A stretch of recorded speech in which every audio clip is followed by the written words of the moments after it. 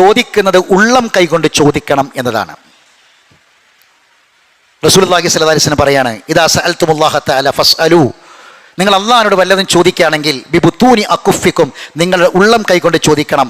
വലാ തസ്അലൂഹു ബിദുഹൂരിഹാ, അതിൻ്റെ പുറം ഭാഗം കൊണ്ട് ചോദിക്കരുത്. മുൻ സമുദായത്തിൽ ചില ആൾക്കാരൊക്കെ പ്രാർത്ഥിക്കൽ ഇങ്ങനെ പുറം കൈ കൊണ്ട് പ്രാർത്ഥിക്കരുത്. ഇപ്പോൾ ചില ആൾക്കാർ കൈ ഇങ്ങനെ വെച്ച് പ്രാർത്ഥിക്കും, ഇങ്ങനെയും വെച്ച് പ്രാർത്ഥിക്കരുത്. ചില ആൾക്കാർ മുഖം പൊത്തി പ്രാർത്ഥിക്കും, അങ്ങനെയുമല്ല. അപ്പോഴൊക്കെ ഇതിൻ്റെ പുറം ഭാഗം വരിക.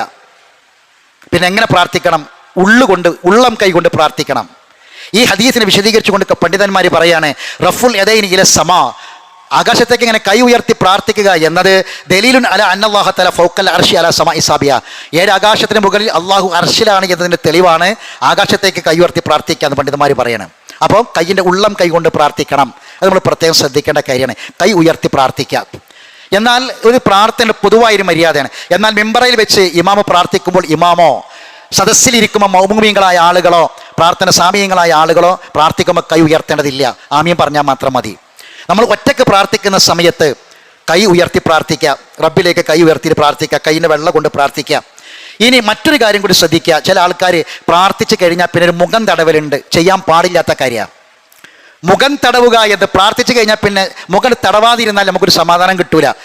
മുഖം മസ്ഹുൽ വജ്ഹ്, അത് തെളിവില്ല, റസൂലിൽ നിന്ന് വാരിതായി ഒന്നും തന്നെ വന്നിട്ടില്ല മുഖം തടവുക എന്നുള്ളതിന്.